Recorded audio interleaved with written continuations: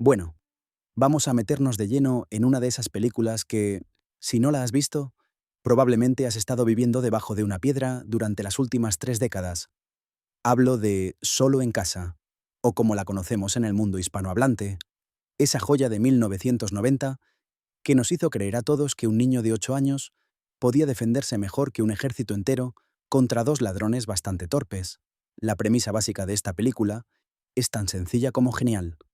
Una familia numerosa, caótica hasta decir basta, se va de vacaciones a París por Navidad y en medio del desorden de la salida, se olvidan a uno de sus hijos en casa. Así, sin más, lo dejan solo. Y no estamos hablando de un adolescente que puede pedir una pizza y sobrevivir, no. Estamos hablando de Kevin McAllister, un crío de 8 años que inicialmente está encantado de la vida, porque por fin tiene la casa para él solito, sin hermanos que lo molesten, sin padres que le digan qué hacer, sin primos que le roben la pizza.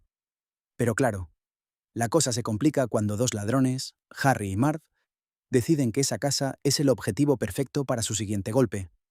Y ahí es donde la película pasa de ser una comedia familiar a convertirse en una especie de película de acción protagonizada por un niño con más ingenio que MacGyver. La película fue dirigida por Chris Columbus, un tipo que ya tenía experiencia en el mundo del cine familiar, pero que con esta película se catapultó a otro nivel completamente. Columbus supo encontrar ese equilibrio perfecto entre la comedia física, el drama familiar y ese toque navideño que hace que quieras verla cada diciembre sin falta. Y es que hay algo en la forma en que Columbus maneja la historia que te hace sentir que estás viendo algo especial desde el primer minuto. No es solo una película de risas, aunque las risas sobran.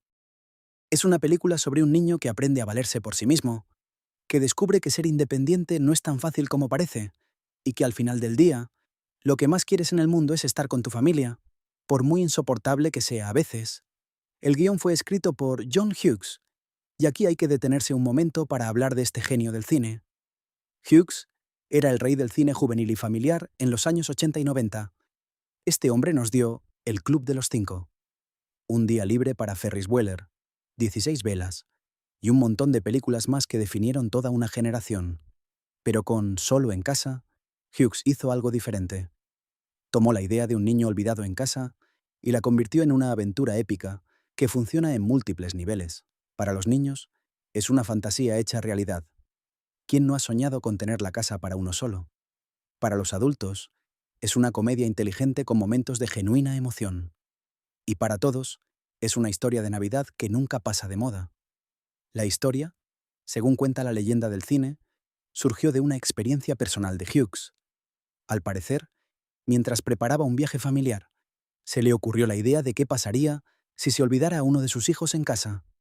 Esa semilla de idea creció hasta convertirse en uno de los guiones más exitosos de la historia del cine.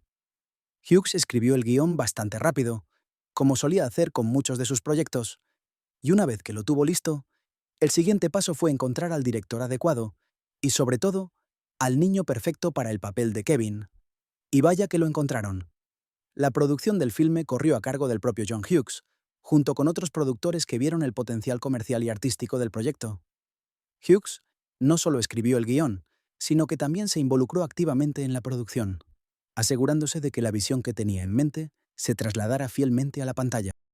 La película fue producida por Hughes Entertainment y distribuida por 20th Century Fox, y el presupuesto fue relativamente modesto para lo que terminaría recaudando.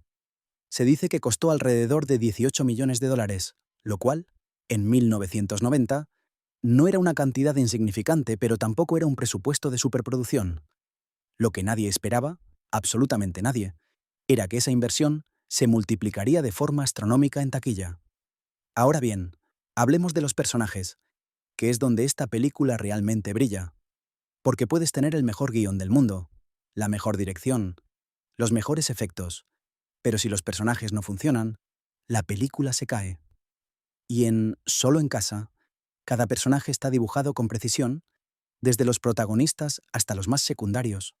Kevin McAllister, interpretado por Macaulay Culkin, es el corazón y el alma de esta película. Culkin tenía 10 años cuando filmó la película, y su actuación es, francamente, una de las mejores que ha dado un actor infantil en la historia del cine. Y no estoy exagerando, piénsalo. Este niño tiene que cargar una película entera sobre sus hombros. Está en prácticamente cada escena. Tiene que hacernos reír, tiene que hacernos sentir su miedo, su alegría, su tristeza, su valentía. Y lo hace todo con una naturalidad que desarma. Hay momentos en los que ves a Kevin poniéndose la loción de afeitar de su padre y gritando frente al espejo, y te ríes. Pero también hay momentos en los que lo ves, mirando una foto de su familia, y se te encoge el corazón. Culkin tenía un talento innato para la comedia física, pero también tenía esa capacidad de transmitir emociones profundas con solo una mirada. Es el tipo de actuación que parece fácil hasta que te das cuenta de lo increíblemente difícil que es. La madre de Kevin, Kate McAllister, interpretada por Catherine O'Hara, es otro personaje fundamental. O'Hara es una actriz extraordinaria, conocida por su trabajo en películas de Christopher Guest y, más recientemente, por su papel en la serie Schitt's Creek. En Solo en casa, interpreta a una madre que pasa de la histeria inicial al darse cuenta de que ha olvidado a su hijo, a una determinación absoluta de volver a casa como sea. Su viaje de regreso a Chicago es una odisea en sí misma, con escalas, vuelos cancelados y un viaje en una furgoneta con John Candy y su grupo de polka. Los momentos de O'Hara como Kate son algunos de los más emotivos de la película, porque ves a una madre desesperada que haría cualquier cosa por llegar con su hijo, y O'Hara le da a ese personaje una autenticidad que te hace sentir su angustia en cada escena. El padre, Peter McAllister, interpretado por John Heard, tiene un papel menos prominente pero igualmente importante. Heard le da al padre ese aire de tipo práctico, que intenta mantener la calma cuando todo se desmorona. No tiene tantas escenas memorables como O'Hara, pero su presencia es necesaria para equilibrar la dinámica familiar. Es el padre que intenta ser la voz de la razón en medio del caos, aunque a veces el caos lo supera también a él. Y luego están los villanos. Oh, los villanos. Harry y Marv, interpretados por Joe Pesci y Daniel Stern respectivamente, son probablemente una de las duplas de villanos más icónicas y divertidas de la historia del cine. Harry Lime, el cerebro de la operación, es interpretado por Joe Pesci con un estilo completamente diferente a lo que solíamos verle. Pesci era conocido por sus papeles intensos y violentos en películas de Scorsese como Buenos Muchachos y Casino. Verlo aquí como un ladrón torpón que se deja ganar por un niño de 8 años es un contraste delicioso. Pesci trae consigo esa intensidad que lo caracteriza, pero la canaliza en una dirección cómica que funciona de maravilla. Harry es el líder, el que tiene el plan, el que intenta mantener el control, pero cada vez que cree que tiene las cosas bajo control, Kevin le lanza otra trampa que lo deja peor que antes. Marv Merchants, por su parte, es el compañero torpe, el que siempre se lleva la peor parte. Daniel Stern interpreta a Marv con una genialidad que a veces no se le reconoce lo suficiente. Stern es un actor que sabe hacer comedia física como pocos, y en esta película lo demuestra en cada escena. Marv es el tipo que pisa los ornamentos navideños con los pies descalzos, el que recibe un planchazo en la cara, el que se resbala en el hielo. Y Stern hace que cada golpe, cada caída, cada trampa, sea hilarante pero también convincente. Hay una fisicalidad en su actuación que recuerda a los grandes cómicos del cine mudo, a Buster Keaton y Charlie Chaplin. La forma en que Stern usa su cuerpo para la comedia es magistral. La dinámica entre Pesci y Stern es una de las grandes fortalezas de la película. Son como una versión moderna y criminal del gordo y el flaco. Harry es el que manda. Marv es el que obedece a regañadientes. Harry se frustra con la incompetencia de Marv. Marv no entiende por qué Harry siempre está de mal humor. Se complementan perfectamente y sus interacciones son consistentemente divertidas a lo largo de toda la película. Hay una química natural entre Pesci y Stern que hace que sus escenas juntos sean un placer de ver, incluso cuando están recibiendo una paliza a manos de un niño. Harry y Marv se hacen llamar los bandidos mojados, The Wet Bandits, porque Marv tiene la brillante idea de dejar los grifos abiertos en cada casa que roban como una especie de firma. Harry odia esta idea, por supuesto, porque es básicamente dejar evidencia en la escena del crimen, pero Marv insiste en que es su marca y que algún día la gente hablará de ellos. Es un detalle pequeño pero brillante del guión de Hughes, porque nos dice mucho sobre estos personajes con muy poco. Harry es el profesional que quiere hacer las cosas bien. Marv Es el aficionado que quiere ser famoso. Y esa tensión entre ellos alimenta muchos de los momentos más graciosos de la película. Otro personaje que merece mención especial es el viejo Marley, el vecino de Kevin, interpretado por Robert Blossom. Este personaje es fundamental para la dimensión emocional de la película. Al principio, Kevin le tiene miedo porque ha oído rumores de que es un asesino que mató a su familia con una pala de nieve. Buzz, el hermano mayor de Kevin, le ha contado esta historia para asustarlo, y Kevin se la ha creído a pie juntillas. Pero a medida que avanza la película, Kevin se encuentra con Marley en una iglesia en Nochebuena y descubre que el viejo no es un asesino, sino un hombre solitario y triste que está separado de su familia, particularmente de su nieta, por un conflicto con su hijo. La escena en la iglesia entre Kevin y Marley es, sin lugar a dudas, una de las más bellas de la película. Es un momento de quietud en medio de toda la locura, un respiro que permite a la película explorar temas más profundos como la soledad, el perdón y la importancia de la familia. Kevin, con la sabiduría inocente de un niño, le dice a Marley que debería llamar a su hijo y arreglar las cosas.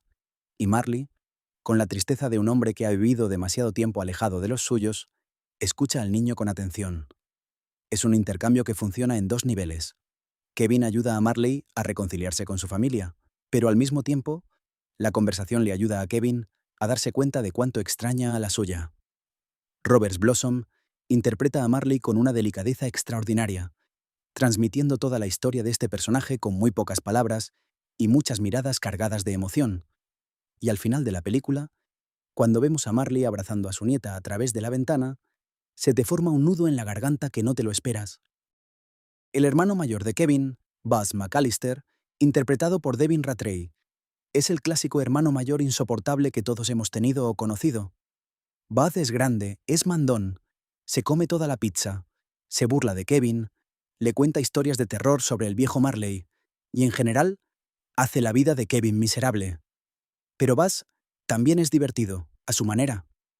Rattray le da al personaje una energía que lo hace memorable, a pesar de que tiene relativamente poco tiempo en pantalla. La escena al principio de la película, donde Buzz se come deliberadamente la pizza de queso que Kevin quería, es un ejemplo perfecto de cómo un momento pequeño puede establecer toda una dinámica entre dos personajes. El tío Frank, interpretado por Jerry Bauman, es otro personaje secundario que se queda en la memoria. Es el tío tacaño y antipático que le dice a Kevin que es una molestia y que no quiere pagar nada durante el viaje. Es un personaje relativamente menor, pero Hughes le da suficientes momentos para que sea memorable y detestable a partes iguales. El tío Frank es ese familiar que todos tenemos y que preferimos ver solo en Navidad, y aún así, es demasiado. Fuller, el primo de Kevin interpretado por Kieran Culkin, sí, el hermano menor de Macaulay, el mismo que años después brillaría en Succession, es el niño que se hace pipí en la cama. Kevin tiene que compartir cama con él la noche antes del viaje, y esa es una de las razones por las que Kevin termina en el ático, lejos del resto de la familia, lo que contribuye a que lo olviden al día siguiente. Es un detalle narrativo pequeño pero importante, porque muestra cómo Hughes construyó una cadena de eventos lógica que lleva al olvido de Kevin. No es que la familia sea negligente sin más, es una serie de circunstancias desafortunadas que se acumulan hasta provocar el desastre. La familia McAllister al completo es una maravilla de caos organizado. Son muchos, son ruidosos, son desordenados, y cuando se juntan todos en una casa, la noche antes de un viaje internacional, el resultado es un desastre predecible. Hughes, que venía de una familia grande él mismo, supo capturar esa energía de familia numerosa con una precisión que resulta cómica y reconocible al mismo tiempo. Cualquiera que haya tenido que preparar un viaje familiar con muchos niños sabe exactamente de lo que estoy hablando. El caos de la casa McAllister al principio de la película no es exagerado. Es la realidad de muchas familias amplificada solo un poquito para efecto cómico. Ahora, hablemos de lo que Kevin encuentra cuando se despierta solo en la casa. Y aquí es donde la película realmente despliega su magia, porque la primera mitad de la película, antes de que aparezcan los ladrones, es pura fantasía infantil. Kevin se despierta y descubre que su familia ha desaparecido. Al principio se asusta un poco, pero rápidamente se da cuenta de que esto significa que tiene la casa entera para él solo. Y lo que sigue es una secuencia gloriosa de un niño haciendo exactamente lo que haría cualquier niño en esa situación: comer helado para desayunar, ver películas de miedo que sus padres no le dejaban ver, saltar en la cama de sus padres, husmear en las cosas de Buzz, y en general, disfrutar de una libertad absoluta que nunca antes había experimentado. La película que Kevin ve repetidamente, Angels with Filthy Souls, merece una mención especial porque es una de las bromas más ingeniosas de toda la película. Muchos espectadores pensaron que era una película de gángster real, pero en realidad fue creada específicamente para Solo en Casa. Es una parodia de las películas de gángsters de los años 40, y la escena clave, donde el gángster le dice al tipo «Keep the change, ya filthy animal», antes de ametrallarlo, se convierte en una herramienta narrativa que Kevin usa más adelante para asustar al repartidor de pizza y, en la segunda película, a los empleados del hotel. Es un gag recurrente que funciona perfectamente porque la película ficticia es lo suficientemente convincente como para que la gente se la crea, pero lo suficientemente absurda como para que sea divertida. Kevin también descubre cosas más prácticas sobre la vida en solitario. Descubre que la comida no se prepara sola, que la casa necesita mantenimiento, que hay que hacer la compra. Hay una escena maravillosa donde Kevin va al supermercado con una lista de la compra y se comporta como un adulto en miniatura, intentando parecer más grande y más maduro de lo que es. Esta escena funciona porque Culkin la juega con una seriedad que resulta adorable. Kevin no está jugando a ser adulto, está genuinamente intentando sobrevivir, y esa determinación es lo que hace que el personaje funcione tan bien. Pero la verdadera diversión empieza cuando Kevin descubre que Harry y Marv planean robar su casa.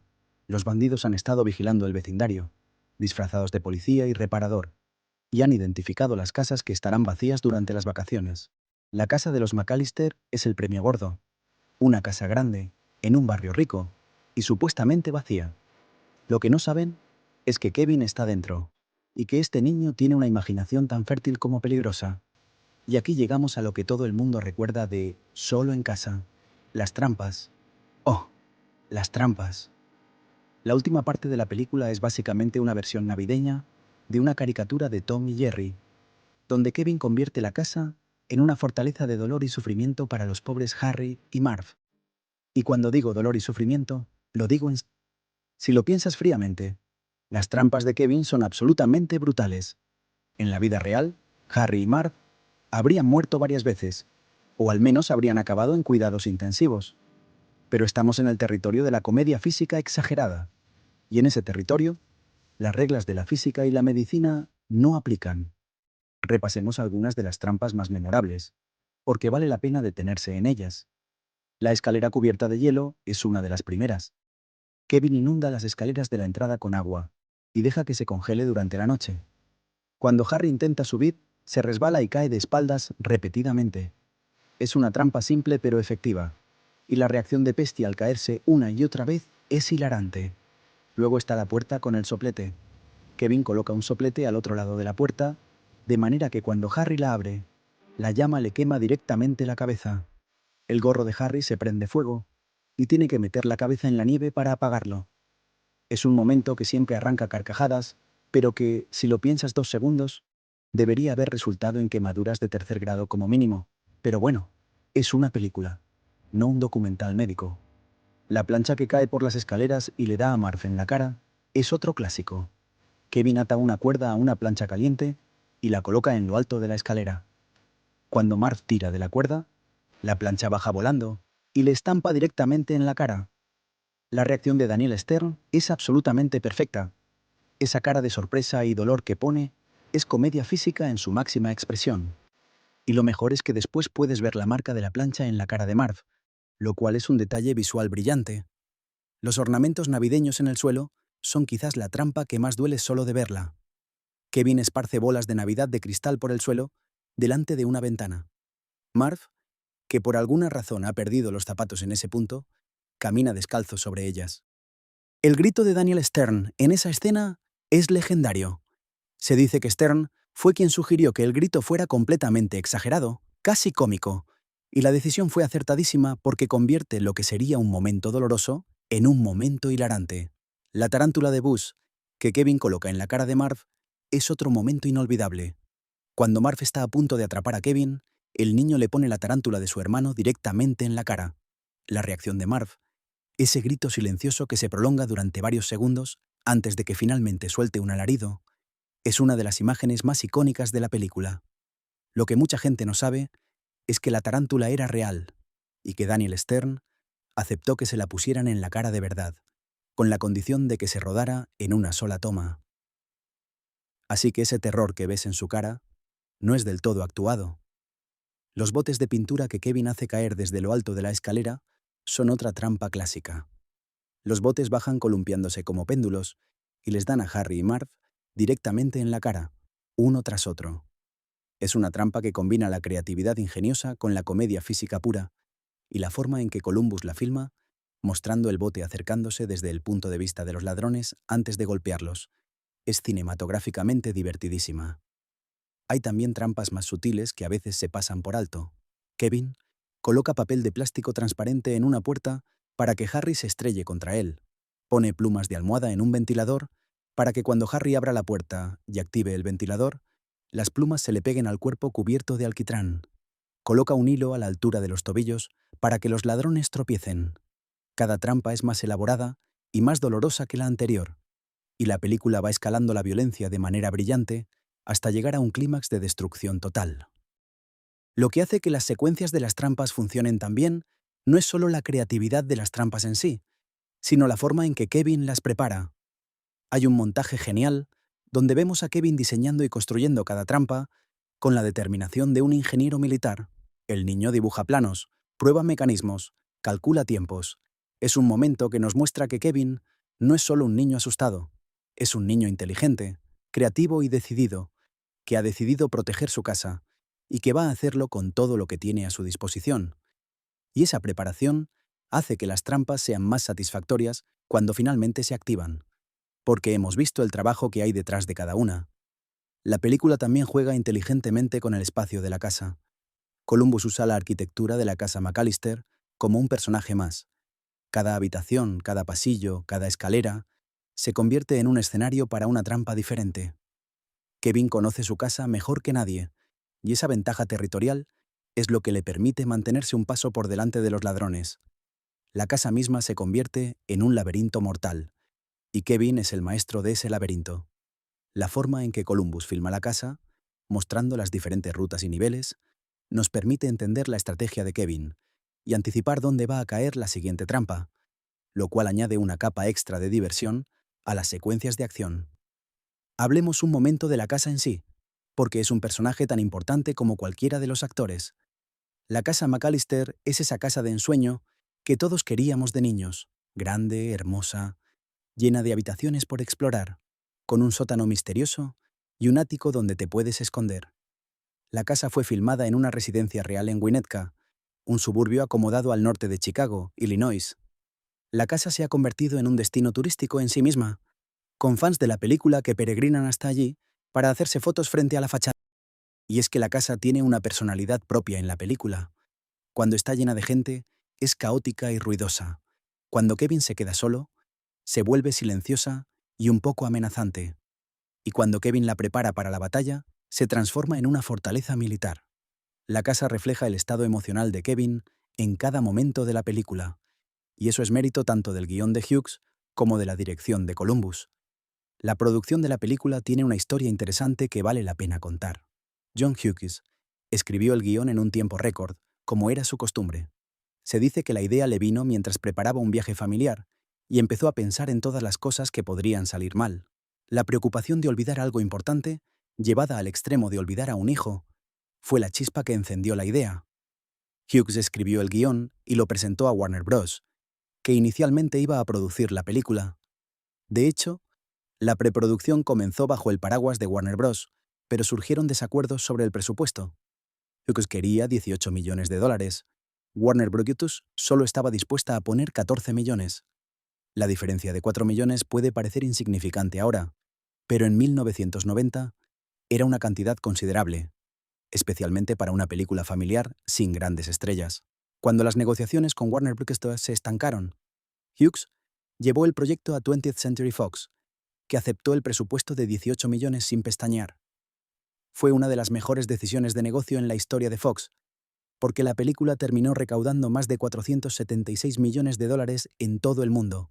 convirtiéndose en la película más taquillera de 1990 y en una de las más taquilleras de la década. Para ponerlo en perspectiva, eso es un retorno de inversión de más del 2500%. Si hubiera una bolsa de valores para películas, Solo en casa habría sido la acción del siglo. El proceso de casting fue crucial para el éxito de la película. Para el papel de Kevin, se consideraron a varios niños actores, pero Macaulay Culkin se destacó desde el principio. Culkin ya había trabajado con John Hughes en El gran Buck Howard, Uncle Buck, donde tuvo un papel pequeño pero memorable, y Hughes quedó tan impresionado con el niño que lo tuvo en mente para Kevin desde que empezó a escribir el guión. Culkin tenía ese algo especial que necesitaba el personaje, una mezcla de inocencia, inteligencia y descaro, que resulta irresistible. Podía ser adorable en un momento y pícaro al siguiente, y esa versatilidad es lo que hizo que Kevin McAllister se convirtiera en uno de los personajes infantiles más queridos de la historia del cine. Para el papel de Harry, Joe Pesci no era la primera opción obvia. Pesci venía de hacer Buenos Muchachos, donde interpretó a Tommy DeVito, uno de los villanos más aterradores del cine.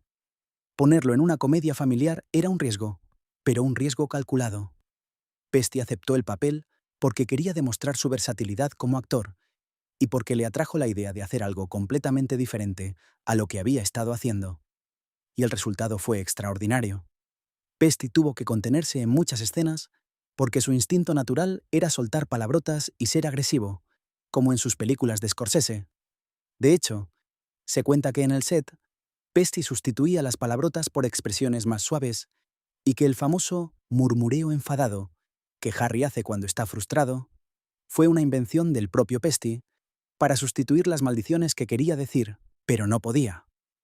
Hay una anécdota fantástica sobre Pesci y Culkin durante el rodaje. En una de las escenas, Pesci, metido de lleno en su personaje, mordió de verdad el dedo de Culkin. Sí, lo mordió de verdad. Le dejó una cicatriz que Culkin ha mencionado en entrevistas años después. Pesci se disculpó, por supuesto, pero el incidente demuestra la intensidad que Pesci traía al set, incluso en una comedia familiar. El tipo simplemente no sabía hacer las cosas a medias. Daniel Stern, por su parte, fue una elección perfecta para Marv. Stern tenía experiencia en comedia y en papeles de tipo corriente, y su capacidad para la comedia física era exactamente lo que el personaje necesitaba. Stern ha contado en entrevistas que muchas de las reacciones de Marv a las trampas fueron improvisadas o al menos exageradas más allá de lo que estaba en el guión, con la aprobación de Columbus, que entendía que la comedia física necesita libertad para funcionar. La química entre Pesci y Stern fue instantánea, lo cual es notable porque no se conocían antes del rodaje. Pero desde el primer día encontraron ese ritmo de doble acto cómico que hace que sus escenas juntos sean tan memorables. Catherine O'Hara, como Kate McAllister, fue otra decisión de casting inspirada. O'Hara es una actriz con una formación cómica impecable, habiendo salido de la compañía de comedia SCTV en Canadá, pero también tiene una profundidad emocional que le permite dar vida a momentos genuinamente conmovedores. Su actuación en Solo en casa equilibra perfectamente el humor y la emoción. Los momentos donde Kate está intentando desesperadamente volver a casa son a veces graciosos por lo absurdo de las situaciones que enfrenta, pero siempre hay una corriente subterránea de genuina angustia maternal que O'Hara transmite con maestría. John Candy aparece en la película en un papel relativamente pequeño pero memorable como Gus Polinski, el rey de la polka del Medio Oeste. Candy era un comediante extraordinario, y su presencia en la película, aunque breve, añade una capa extra de calidez y humor. Gus es el tipo que lleva a Kate desde Scranton hasta Chicago en su furgoneta, junto con su grupo de polka, porque no hay vuelos disponibles. La escena en la que Gus le cuenta a Kate una anécdota sobre haberse olvidado a su hijo en una casa funeraria es un momento perfecto de comedia que también sirve para consolar a Kate, porque le demuestra que estas cosas pasan y que los niños siempre salen bien al final. Se dice que Candy improvisó muchas de sus líneas en esta escena y que la filmación duró casi 23 horas seguidas porque Candy quería asegurarse de que cada momento fuera perfecto. La aparición de John Candy en la película fue casi un accidente. Candy era amigo de Hughes y aceptó hacer un cameo como favor personal. No cobró sus honorarios habituales. De hecho, se dice que trabajó por una fracción mínima de su tarifa normal porque creía en el proyecto y quería ayudar a su amigo. Es el tipo de generosidad que define a Candy como persona, y su contribución a la película, aunque pequeña en tiempo de pantalla, es enorme en términos de impacto emocional. Ahora, hablemos del aspecto técnico de la película, porque aunque solo en casa parece una comedia sencilla y directa, hay un trabajo técnico detrás que merece reconocimiento.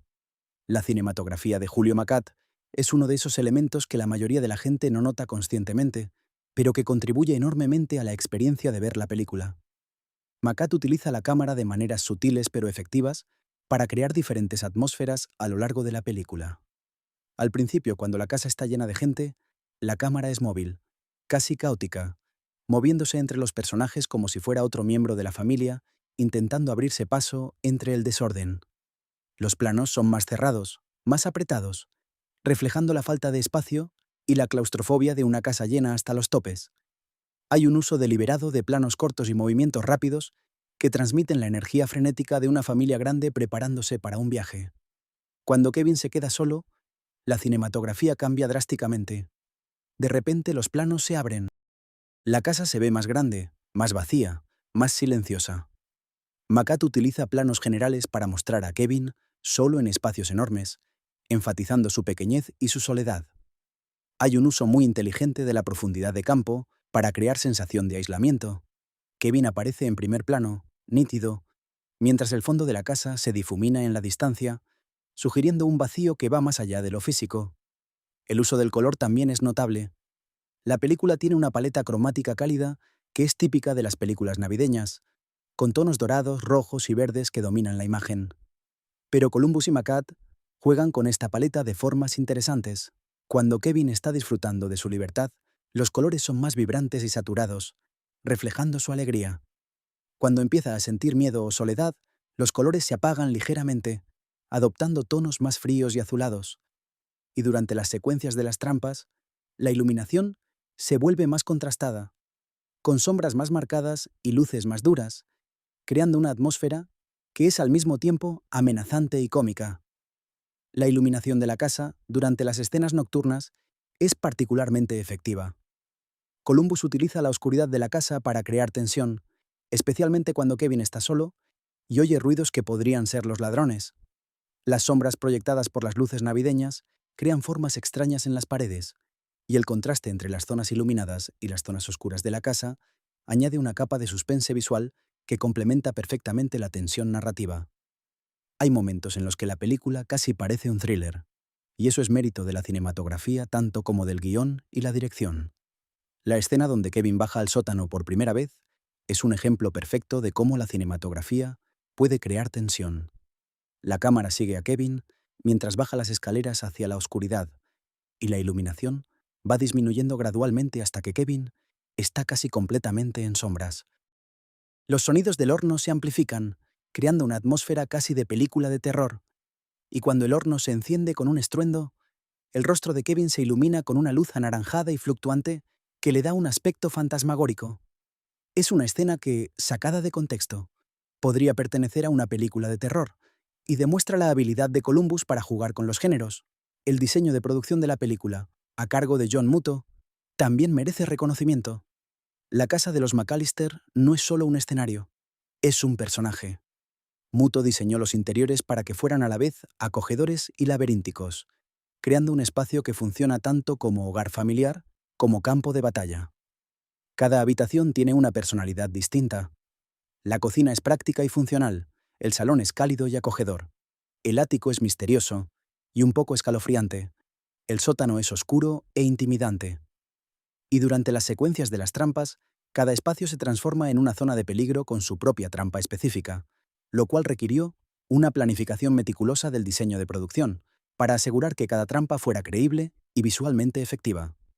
La música de la película, compuesta por John Williams, es otro elemento técnico que eleva enormemente la experiencia. Williams, el compositor más legendario del cine, creó una banda sonora que captura perfectamente el espíritu de la película. El tema principal, Somewhere in My Memory, es una canción navideña que se ha convertido en un clásico en sí misma, con una melodía que evoca la calidez, la nostalgia y la magia de la Navidad.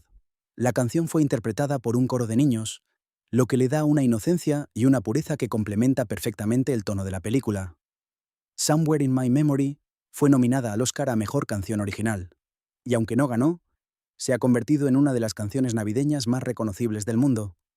Pero la banda sonora de Williams no se limita a la canción principal. A lo largo de la película, Williams utiliza diferentes motivos musicales para acompañar las diferentes facetas de la historia. Hay un tema travieso y juguetón para las escenas de Kevin disfrutando de su libertad, un tema más oscuro y amenazante para las escenas con los ladrones, un tema tierno y emotivo para los momentos de soledad de Kevin y un tema triunfal para las secuencias de las trampas. Williams demuestra una vez más por qué es el maestro indiscutible de la música de cine, adaptando su estilo a las necesidades de cada escena con una precisión que es admirable. La duración de la película es de aproximadamente 103 minutos, lo cual es un tiempo perfecto para la historia que cuenta. No se siente ni demasiado larga ni demasiado corta. Huyes y Columbus supieron exactamente cuánta historia necesitaban contar y cuánto tiempo necesitaban para contarla. No hay relleno innecesario. No hay subtramas que no aporten nada. No hay escenas que se alarguen más de lo necesario. Cada minuto de la película está al servicio de la historia. Y eso es algo que no siempre se consigue, especialmente en las comedias familiares, que a veces tienden a meter elementos innecesarios para rellenar el metraje.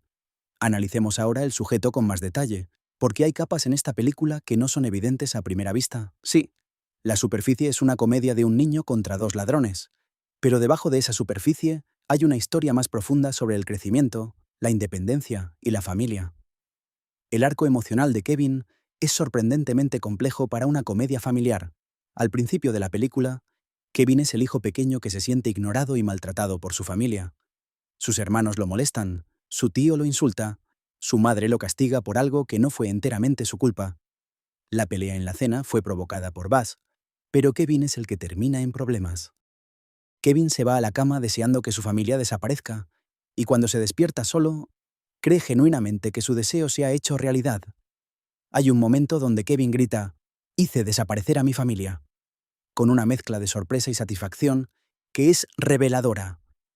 Para Kevin, estar solo es inicialmente una liberación, pero a medida que pasa el tiempo, Kevin empieza a experimentar las desventajas de la independencia. Al principio, la libertad es embriagadora. Puede comer lo que quiera, ver lo que quiera, hacer lo que quiera. Pero gradualmente la soledad empieza a pesar. La casa se siente vacía. Los ruidos nocturnos se vuelven amenazantes. Las tareas cotidianas se convierten en desafíos. Kevin empieza a entender que la independencia no es solo hacer lo que quieres, es también asumir responsabilidades, enfrentar miedos y lidiar con la soledad. Es un proceso de maduración acelerado, comprimido en unos pocos días, y Culkin lo interpreta con una naturalidad que hace que el viaje emocional de Kevin se sienta auténtico. El momento crucial en la evolución de Kevin es su conversación con Marley en la iglesia. Hasta ese momento, Kevin ha estado jugando a ser adulto, pero es en esa conversación donde realmente se comporta como uno. Le ofrece a Marley un consejo que viene del corazón. Llama a tu hijo, arregla las cosas, porque la familia es lo más importante. Y al dar ese consejo, Kevin se da cuenta de que está hablando también de sí mismo. Él también había estado alejado de su familia, y aunque al principio le parecía maravilloso, ahora entiende que los extraña. Esa revelación es lo que impulsa a Kevin a defender su casa contra los ladrones. No lo hace solo porque es su casa, sino porque es la casa de su familia, y quiere que esté intacta cuando vuelvan. Este arco emocional es lo que diferencia a Solo en casa de otras comedias familiares de la época. No es solo una película de chistes y gags, es una película con corazón. Y ese corazón es lo que hace que la película funcione 30 años después de su estreno. Los gags de las trampas son divertidos, sí, pero lo que te hace volver a la película una y otra vez es la historia de un niño que aprende a valorar a su familia. Es universal, es atemporal, y está contada con una sinceridad que resulta conmovedora. La relación de Kevin con su madre es el eje emocional principal de la película. Kate McAllister no es solo una madre preocupada, es una madre que se siente culpable, devastada, desesperada. Catherine O'Hara transmite esa culpabilidad con una intensidad que te hace olvidar que estás viendo una comedia. Hay una escena en el aeropuerto donde Kate le dice a un empleado de la aerolínea que ha perdido a su hijo, y la forma en que O'Hara dice esas palabras con la voz quebrada y los ojos llenos de lágrimas, es genuinamente devastadora. No estás viendo a una actriz interpretar un papel, estás viendo a una madre en agonía. El viaje de Kate de vuelta a Chicago es una odisea que refleja en paralelo el viaje emocional de Kevin. Mientras Kevin aprende a ser independiente, Kate aprende a no rendirse nunca. Cada obstáculo que encuentra, desde vuelos cancelados hasta conexiones imposibles, solo refuerza su determinación de llegar con su hijo. Y cuando finalmente llega a casa, exhausta y desesperada, y ve a Kevin dormido en la sala, el abrazo que se dan es uno de los momentos más emotivos del cine familiar. No hay grandes discursos, no hay explicaciones largas, solo un abrazo entre una madre y su hijo, que dice más que 1000 palabras. Ahora bien, vamos a hablar de algo que se ha debatido mucho a lo largo de los años. ¿Es realista que una familia se olvide de un niño en casa? La respuesta corta es, probablemente no en circunstancias normales, pero la película establece una serie de circunstancias extraordinarias que hacen que el olvido sea, si no completamente creíble, al menos comprensible. Primero, la familia es enorme. Son 15 personas viajando juntas, incluyendo niños de todas las edades. Segundo, la noche antes del viaje hubo una tormenta que provocó un corte de electricidad, lo que hizo que los despertadores no sonaran, y todo el mundo se despertara tarde y con prisa. Tercero, el vecino de al lado, un niño que se parece a Kevin, fue contado accidentalmente como Kevin cuando hicieron el recuento de niños en la furgoneta camino al aeropuerto.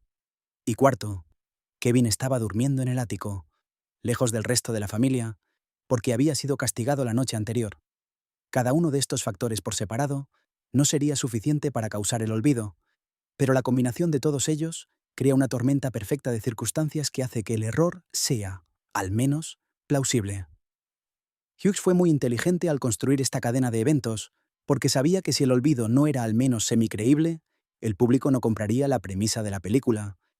Y una vez que compras la premisa, puedes disfrutar del resto de la historia, sin cuestionarte demasiado los detalles. Dicho esto, la película sí se toma algunas libertades con la realidad que vale la pena mencionar, aunque solo sea por diversión. Por ejemplo, el hecho de que Kevin pueda ir al supermercado, comprar productos y volver a casa sin que nadie se pregunte por qué un niño de 8 años está solo, es un poco difícil de creer. O el hecho de que la policía, a la que Kate llama repetidamente, envíe a un solo agente a la casa, que toca la puerta una vez, no recibe respuesta y se va sin investigar más. O el hecho de que Kevin pueda construir trampas tan elaboradas en unas pocas horas con materiales que encuentra en la casa. Pero estas libertades son parte del encanto de la película. No estamos buscando realismo documental, estamos buscando entretenimiento, y la película lo ofrece a espu. Hablemos también de cómo la película maneja la violencia, porque este es un tema que ha generado mucho debate a lo largo de los años. Las trampas de Kevin son, objetivamente hablando, increíblemente violentas. Quemaduras, caídas desde alturas peligrosas, golpes en la cabeza con objetos pesados, pisotones sobre cristales. Si esto fuera una película realista, Harry y Marv no solo estarían en el hospital, probablemente estarían muertos. Un estudio médico que se publicó años después de la película estimó que las heridas sufridas por los ladrones incluirían quemaduras de tercer grado, fracturas de cráneo, costillas rotas, laceraciones graves y posiblemente daño cerebral permanente. Pero la película funciona en un registro de comedia slapstick exagerada, similar a los dibujos animados. En los dibujos animados, el coyote se cae por un precipicio, y al siguiente cuadro está perfectamente bien, listo para su siguiente intento de atrapar al correcaminos. Solo en casa, opera bajo la misma lógica. Harry y Marv reciben golpes que deberían ser mortales, pero se levantan, se sacuden el polvo y siguen adelante. Es una convención del género que el público acepta tácitamente y que permite que la violencia sea graciosa en lugar de perturbadora. Columbus ha hablado en entrevistas sobre cómo manejó esta línea entre la violencia graciosa y la violencia perturbadora. La clave, según él, estaba en mantener las reacciones de los actores en el territorio de lo cómico. Si Pesci y Stern hubieran reaccionado con dolor real y genuino, las escenas habrían sido incómodas de ver. Pero al exagerar sus reacciones, al convertirlas en gags visuales, la violencia se transforma en comedia. Es un acto de equilibrio delicado, y Columbus lo maneja con mano experta. Sin embargo, Es interesante notar que la película sí tiene un momento donde la violencia se vuelve un poco más real y un poco menos cómica. Cuando Harry y Marv finalmente atrapan a Kevin, y Harry amenaza con cortarle los dedos con sus dientes de oro, hay un momento genuino de peligro que no tiene nada de gracioso. El tono cambia brevemente, y sentimos que Kevin está en un peligro real por primera vez. Es un momento necesario narrativamente porque nos recuerda que, a pesar de todo el humor, los ladrones son criminales reales que podrían hacer daño a Kevin. Y es precisamente en ese momento cuando aparece Marley, el viejo del que Kevin tenía miedo, para salvar al niño golpeando a los ladrones con su pala de nieve. Es un giro narrativo perfecto, porque cierra el arco de Kevin con Marley. El viejo aterrador resulta ser su salvador, y resuelve la tensión de una manera satisfactoria. Hablemos del final de la película, porque es donde todos los hilos narrativos se atan de manera elegante. Después de que Marley salva a Kevin y los ladrones son arrestados por la policía, que esta vez sí llega a tiempo, gracias a que Kevin los llamó y les dijo exactamente dónde podrían atrapar a los bandidos mojados, Kevin vuelve a casa. La casa está hecha un desastre después de la batalla, pero Kevin la limpia lo mejor que puede y se va a dormir. A la mañana siguiente es Navidad, y Kevin se despierta esperando encontrar la casa vacía otra vez, pero cuando baja al salón, allí está su madre. Kate ha llegado durante la noche, después de un viaje épico desde París en furgoneta con el rey de la polka. El reencuentro entre Kevin y Kate es, como ya mencioné, uno de los momentos más emotivos de la película. Kevin le dice a su madre que lamentaba haber deseado que la familia desapareciera, y Kate le dice que es ella quien lo siente por haberlo dejado solo. Es un momento de reconciliación genuina que se siente ganado por todo lo que ambos personajes han pasado, y luego, uno por uno, llegan los demás miembros de la familia, el padre, los hermanos, los tíos, los primos. La casa se llena otra vez de ruido y caos, y Kevin sonríe porque ahora entiende que ese ruido y ese caos son exactamente lo que necesita. La familia está junta de nuevo, y eso es lo que importa. Pero hay dos momentos finales que merecen mención especial. Primero, Kevin mira por la ventana y ve a Marley en la casa de al lado, abrazando a su nieta. Marley ha seguido el consejo de Kevin y se ha reconciliado con su familia. Kevin y Marley intercambian una mirada y un saludo, y es un momento precioso porque cierra el arco de ambos personajes de manera perfecta. Kevin ayudó a Marley y Marley ayudó a Kevin. Es una relación de reciprocidad que enriquece enormemente la película. Y segundo, el último gag de la película. Buzz descubre que Kevin ha usado su tarántula y grita ¡Kevin! Exactamente de la misma manera que al principio de la película. La familia está de vuelta a la normalidad, y todo vuelve a ser como antes, pero no del todo, porque Kevin ha cambiado. Ya no es el niño pequeño que se deja intimidar. Ha crecido, ha madurado, ha aprendido. Y aunque la familia sigue siendo caótica e imperfecta, ahora Kevin la aprecia de una manera que no hacía antes. Hablemos de la recepción de la película, porque la historia de su éxito es casi tan increíble como la película misma. Solo en casa. Se estrenó el 16 de noviembre de 1990 en Estados Unidos, y desde el primer fin de semana quedó claro que tenían un fenómeno entre manos. La película debutó en el puesto número 1 de la taquilla y se mantuvo ahí durante 12 semanas consecutivas. 12 semanas. En 1990, eso era algo extraordinario. La gente iba a verla una y otra vez, llevando a familiares y amigos que aún no la habían visto. El boca a boca fue brutal, en el mejor sentido de la palabra. Para finales de su paso por cines, solo en casa, había recaudado más de 285 millones de dólares solo en Estados Unidos y Canadá, y otros 191 millones en el resto del mundo, para un total de más de 476 millones de dólares globales. Ajustado por inflación, esas cifras serían aún más impresionantes hoy en día. La película se convirtió en la tercera más taquillera de la historia en su momento, solo por detrás de E.T. y La Guerra de las Galaxias. Para una comedia familiar con un presupuesto de 18 millones, esos números eran sencillamente astronómicos. La crítica también fue mayoritariamente positiva, aunque con matices. Los críticos más serios la consideraron una comedia ligera y efectiva, pero no particularmente profunda. Roger Ebert, el crítico más influyente de la época, le dio una reseña mixta, reconociendo que era entretenida pero señalando que las secuencias de las trampas eran excesivamente violentas y que la premisa era difícil de creer. Otros críticos, sin embargo, la alabaron como una comedia familiar perfecta que funcionaba en todos los niveles. Gene Siskel, el compañero de debates de Ebert, fue más generoso con la película, destacando la actuación de Culkin y la habilidad de Columbus para mantener el ritmo. Lo que es indiscutible es que la película conectó con el público de una manera que pocas películas logran. Solo en casa. Se convirtió en un fenómeno cultural que trascendió el cine. El rostro de Macaulay Culkin, con las manos en las mejillas y la boca abierta en un grito, se convirtió en una de las imágenes más icónicas de la cultura pop. Esa imagen, que aparece en el póster de la película y que se recrea cada vez que Kevin descubre algo sorprendente, es reconocible en todo el mundo, incluso por personas que nunca han visto la película.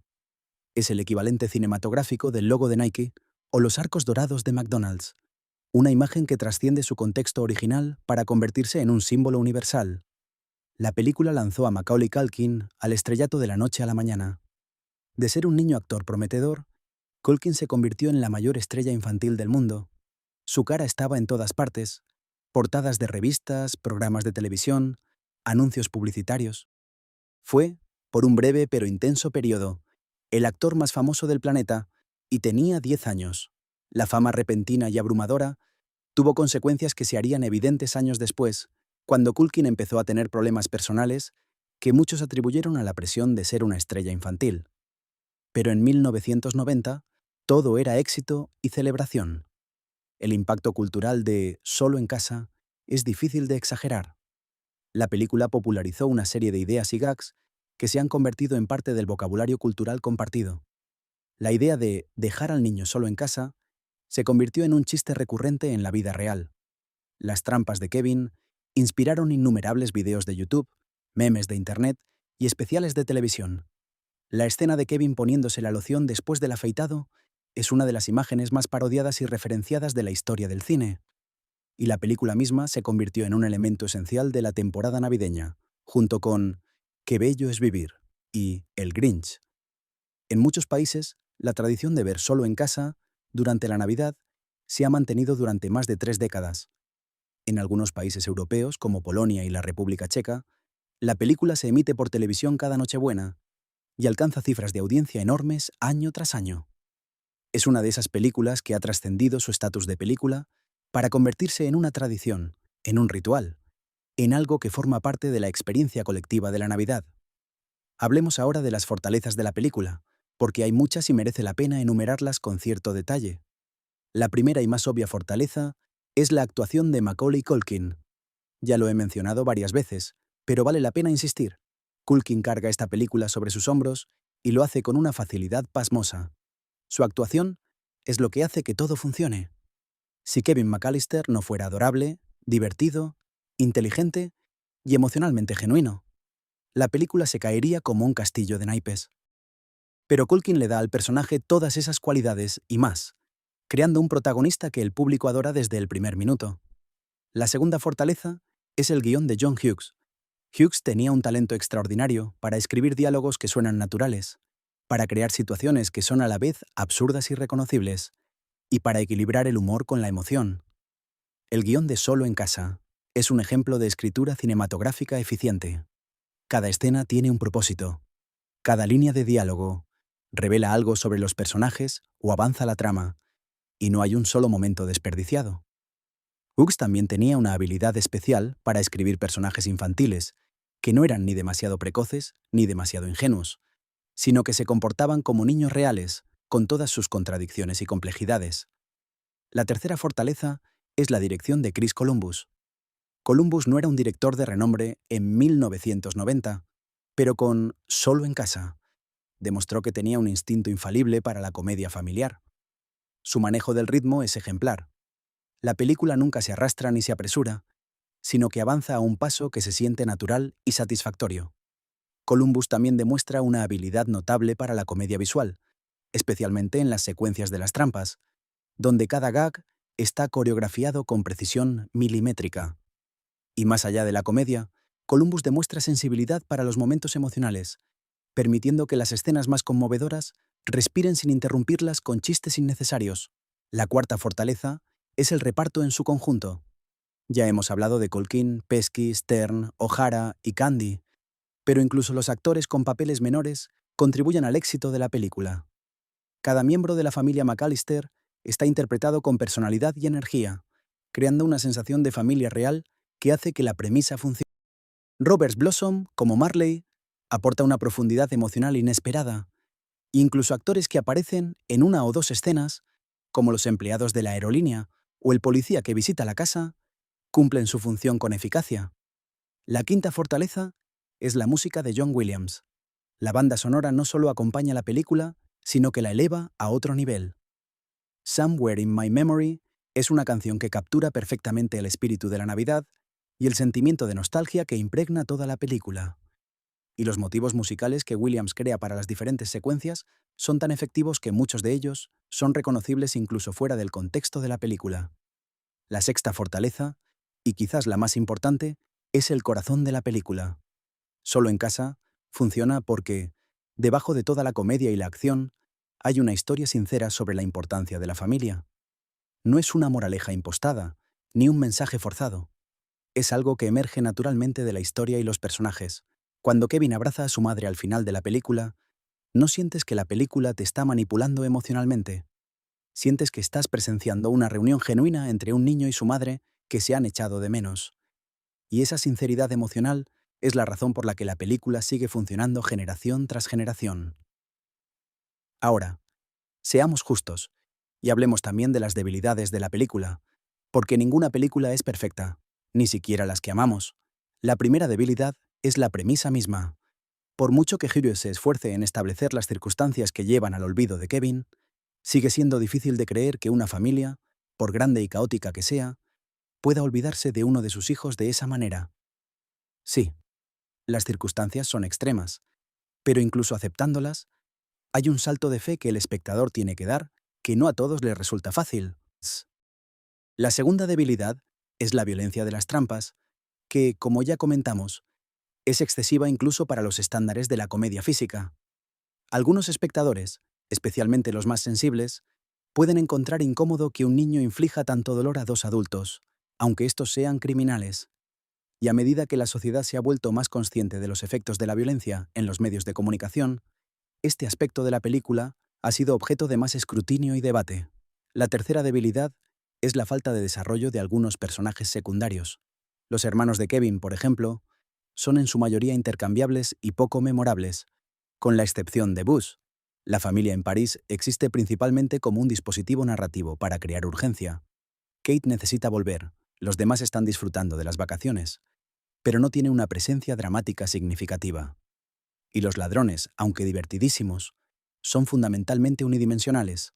Son malos porque son malos, sin mucha profundidad o motivación más allá de querer robar. La cuarta debilidad es que la película a veces sacrifica la lógica narrativa en favor del humor. Por ejemplo, ¿cómo es posible que ningún vecino note que la casa de los McAllister ha sido invadida por dos ladrones? ¿Cómo es posible que Kevin pueda comprar un cepillo de dientes en el supermercado sin que nadie le pregunte dónde están sus padres? ¿Cómo es posible que la policía sea tan incompetente? Estas preguntas no arruinan la película, pero sí crean pequeñas grietas en la suspensión de la incredulidad que algunos espectadores pueden notar. La quinta debilidad, y esta es más subjetiva, es que la película puede sentirse un poco formulaica en su estructura. El primer acto establece la situación. El segundo acto muestra a Kevin solo. El tercer acto es la batalla con los ladrones. Es una estructura clásica de 3 actos, que funciona muy bien, pero que también es predecible. No hay grandes sorpresas narrativas, y el desenlace es exactamente el que esperas desde el principio.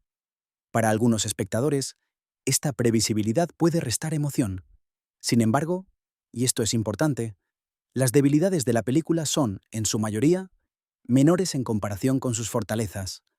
Las grietas lógicas son fáciles de pasar por alto cuando estás riéndote con las trampas. La violencia es exagerada, pero está enmarcada en un contexto de comedia que la hace aceptable para la mayoría del público.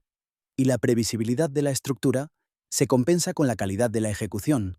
Sabes a dónde va la película, pero disfrutas tanto del viaje que no te importa. Vamos a hablar un poco más sobre el contexto cultural en el que se estrenó la película, porque entender ese contexto ayuda a entender por qué tuvo tanto éxito. 1990 fue un año de transición en muchos sentidos.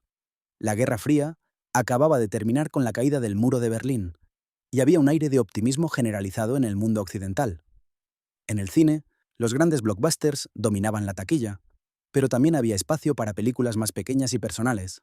El cine familiar estaba en un buen momento, impulsado por el éxito de Disney, que estaba en pleno renacimiento con películas como La Sirenita, 1989, y La Bella y la Bestia, 1991.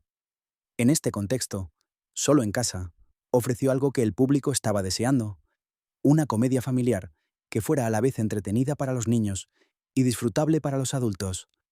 No era una película de dibujos animados, no era una película solo para niños, era una película para toda la familia, en el sentido más genuino de la expresión. Los padres podían disfrutar de las actuaciones de Pesky y O'Hara. Los niños podían disfrutar de las trampas y las travesuras de Kevin, y todos podían compartir las risas y las emociones.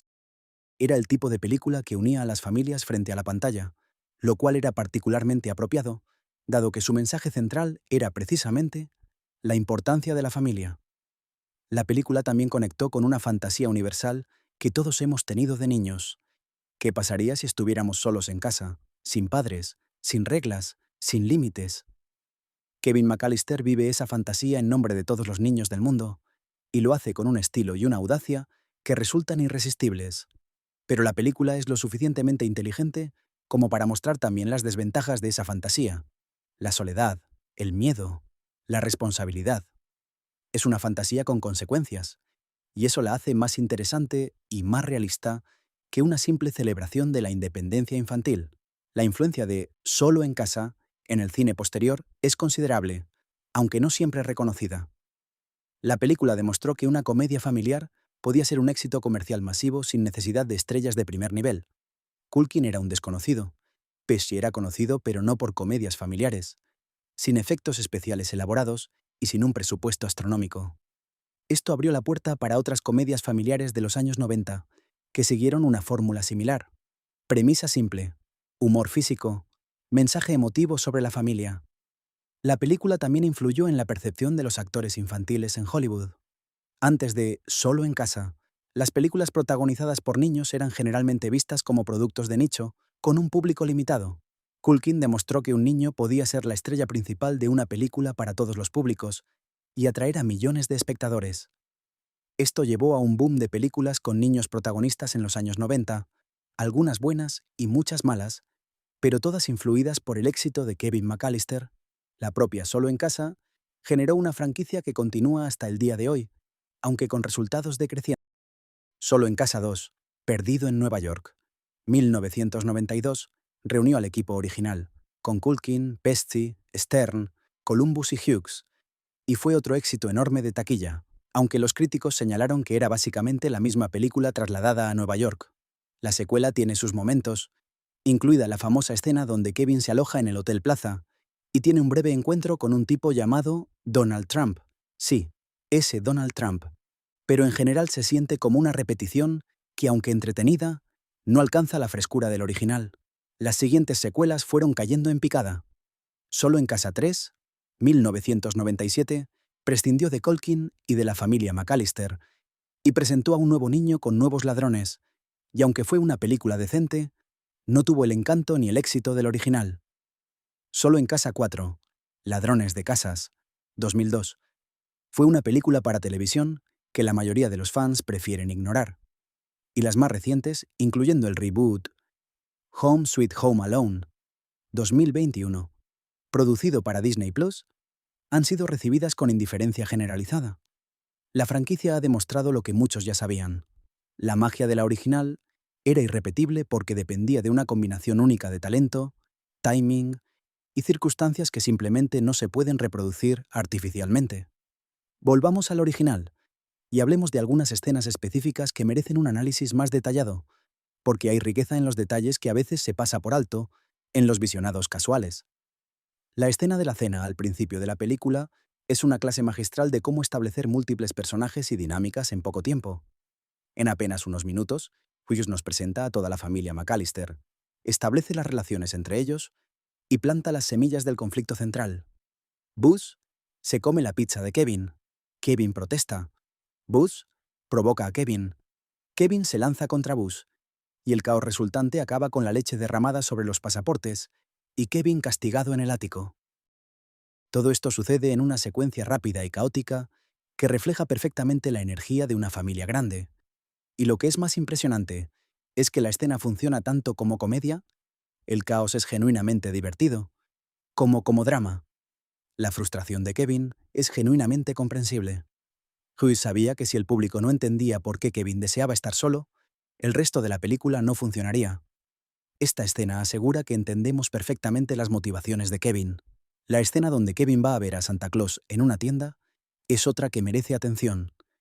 Kevin le dice a Santa que lo único que quiere para Navidad es que su familia vuelva. Es un momento pequeño y discreto, pero emotivamente poderoso. Culkin lo interpreta con una sinceridad que desarma, y la reacción del actor que interpreta a Santa, una mezcla de sorpresa y ternura, es perfecta. La escena funciona porque no la subraya ni la exagera, simplemente la presenta y deja que el público saque sus propias emociones. La secuencia del supermercado es un ejemplo brillante de cómo la película usa el humor para revelar personaje. Kevin, intentando parecer adulto y autosuficiente, llena su carro de la compra con productos que solo un niño elegiría: helado, golosinas, microondas. Paga con un cupón recortado y un fajo de billetes que ha sacado del cajón de su padre. El cajero no hace preguntas, lo cual es hilarantemente poco realista, pero perfectamente acorde con el tono de la película.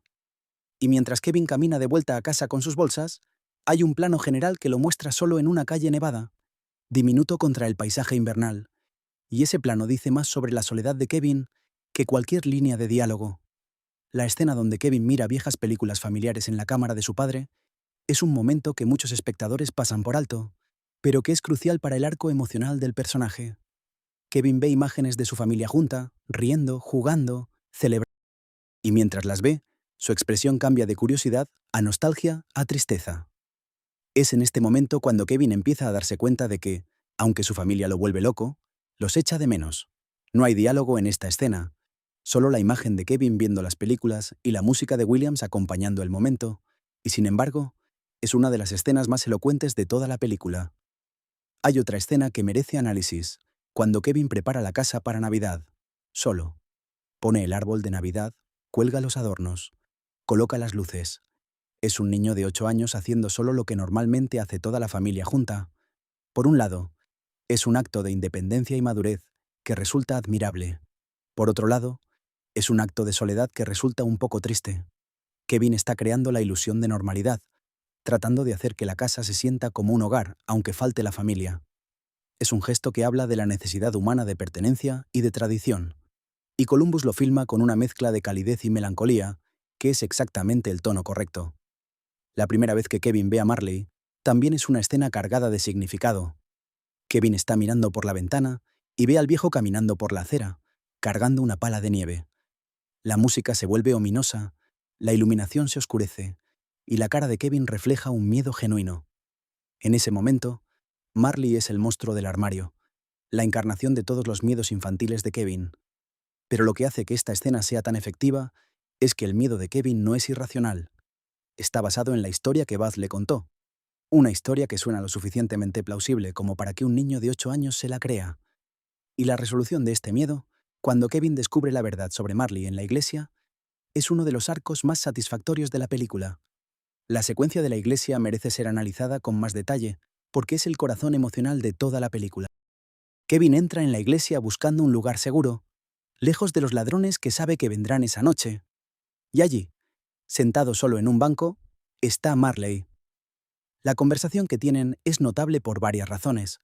Primero, porque es la primera vez que Kevin tiene una conversación genuina con un adulto en toda la película. Los demás adultos con los que ha interactuado, el policía falso, el cajero del supermercado, el Santa de la tienda, han sido interacciones superficiales. Con Marley, Kevin habla de cosas reales, el miedo, la soledad, la familia. Segundo, la conversación funciona porque los dos personajes están en situaciones paralelas. Kevin está separado de su familia por circunstancia. Marley está separado de la suya por elección, o más bien, por orgullo. Kevin extraña a su familia pero cree que puede arreglárselas solo. Marley extraña a la suya, pero tiene miedo de dar el primer paso hacia la reconciliación. Al hablar el uno con el otro, cada uno ayuda al otro a ver su situación con más claridad. Kevin le dice a Marley que llame a su hijo. porque no importa cuánto les quieras, hay que decírselo. Y Marley, simplemente estando ahí y escuchando, le recuerda a Kevin lo que significa ser parte de una familia. La escena está filmada con una sencillez que la hace más poderosa. No hay trucos de cámara, no hay música grandilocuente, no hay efectos dramáticos. Solo dos personas sentadas en una iglesia, hablando. La luz de las velas ilumina sus caras con un brillo suave y dorado, y el coro que canta en el fondo crea una atmósfera de paz y serenidad que contrasta con el caos que rodea al resto de la película. Es una pausa necesaria y perfectamente ejecutada que permite a la película respirar antes del clímax de acción que viene a continuación. Y hablando del clímax, la secuencia de las trampas es un tour de force de comedia física que merece un análisis técnico.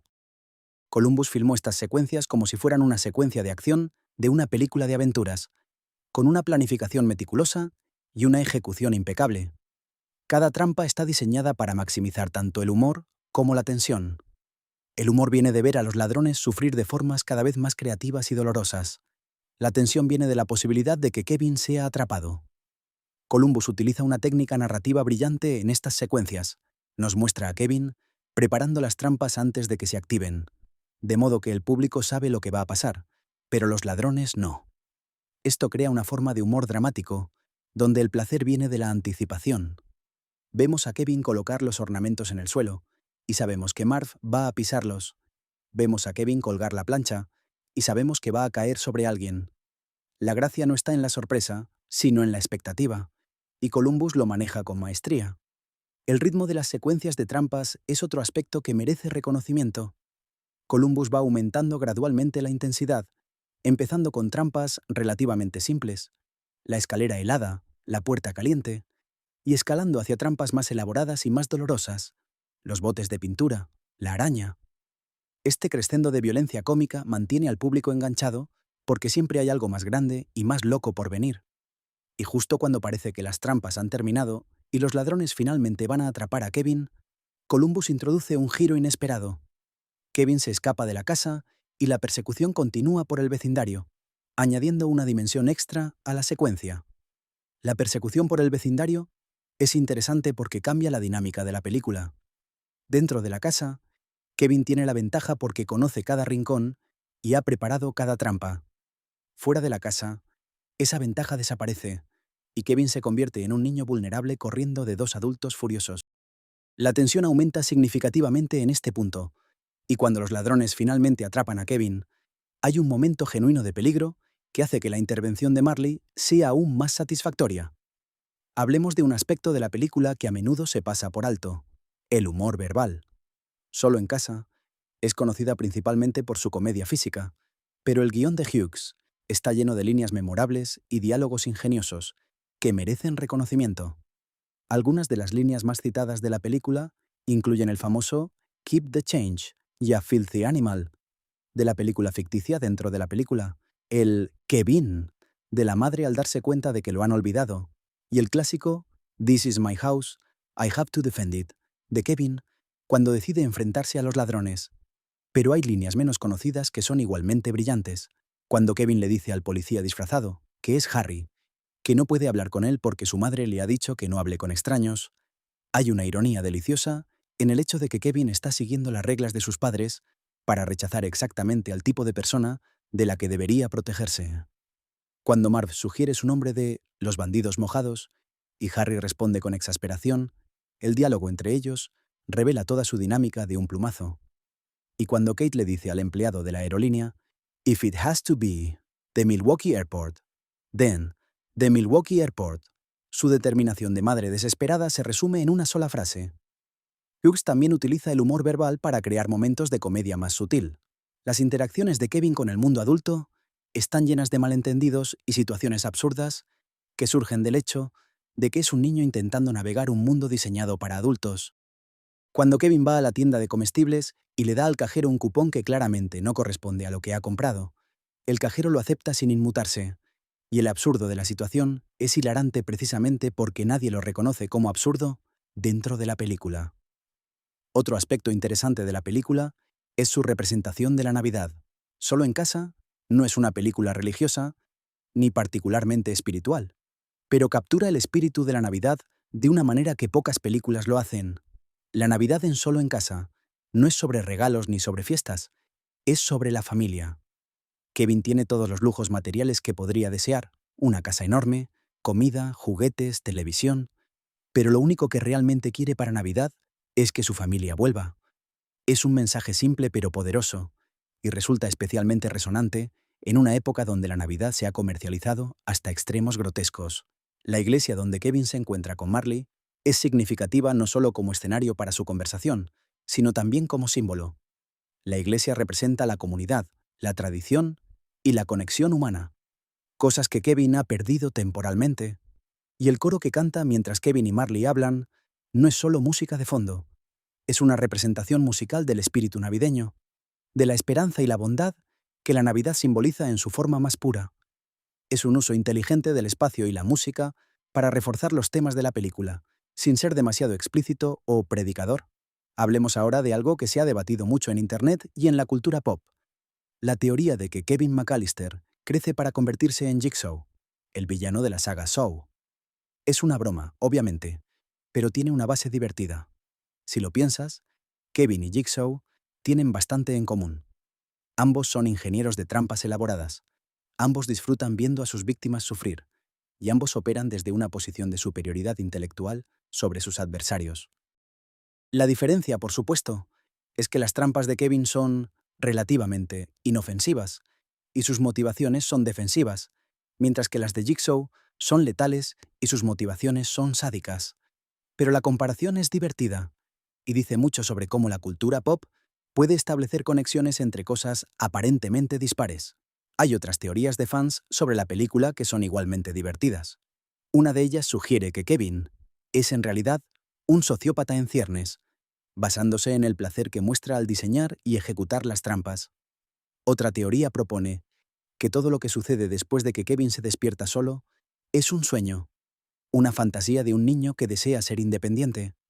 Y hay incluso una teoría que conecta Solo en Casa con Saw, de manera más directa, sugiriendo que Kevin es el padre de John Kramer, Jigsaw, y que le transmitió su talento para las trampas.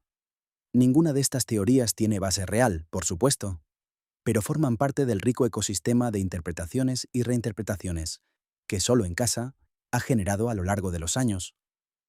En un análisis más serio, la película plantea algunas preguntas interesantes sobre la infancia, la independencia y la relación entre padres e hijos. ¿Cuánta libertad debemos dar a los niños? ¿Cuándo es la sobreprotección más dañina que la libertad? ¿Pueden los niños ser más capaces de lo que les damos crédito? La experiencia de Kevin sugiere que los niños son más resilientes y más ingeniosos de lo que los adultos creen, pero también que necesitan la seguridad y el amor de una familia para desarrollarse plenamente. Es un mensaje equilibrado que evita los extremos. Ni la independencia total es buena, Kevin pasa miedo y se siente solo, ni la sobreprotección es necesaria. Kevin demuestra que puede cuidarse a sí mismo. La película también tiene algo interesante que decir sobre los miedos infantiles. Kevin tiene miedo del sótano, tiene miedo del viejo Marley, tiene miedo de estar solo de noche. Estos miedos son universales, reconocibles para cualquiera que haya sido niño. Pero la película muestra cómo Kevin supera cada uno de estos miedos a lo largo de la historia. Baja al sótano y se enfrenta al horno monstruoso. Habla con Marley y descubre que es un buen hombre. Se enfrenta a los ladrones y demuestra que puede protegerse. La superación de los miedos es un tema central de la película, y es un tema que resuena profundamente con los espectadores jóvenes que están pasando por sus propios procesos de superación de miedos. Vamos a examinar también el estilo visual de la película más a fondo, porque hay una sofisticación en la dirección de fotografía que no siempre se reconoce. Julio Macat, el director de fotografía, trabajó estrechamente con Columbus para crear una imagen que fuera a la vez realista y estilizada. La película no tiene el aspecto artificial de muchas comedias familiares. Tiene una textura visual que la ancla en la realidad, lo que hace que los momentos de comedia exagerada funcionen mejor porque contrastan con un entorno que se siente auténtico. El uso de la luz natural es particularmente notable. Muchas de las escenas diurnas están iluminadas con luz natural, o con una iluminación que simula la luz natural, lo que le da a la película una calidez y una naturalidad que complementan perfectamente su tono. La luz invernal de Chicago, suave y difusa, crea una atmósfera de cuentos navideños que envuelve toda la película. Los exteriores nevados están fotografiados con una belleza casi pictórica, con la nieve reflejando la luz del sol de maneras que crean una imagen luminosa y acogedora. Por contraste, las escenas nocturnas son más oscuras y más contrastadas, creando una sensación de peligro y misterio. La noche es cuando los ladrones operan, y la iluminación refleja esa amenaza. Las sombras son más largas y más profundas. Las fuentes de luz son más puntuales, farolas, luces navideñas, linternas. Y la oscuridad que rodea la casa de los McAllister sugiere un mundo exterior que es hostil e impredecible. Las escenas dentro de la casa tienen su propia lógica visual.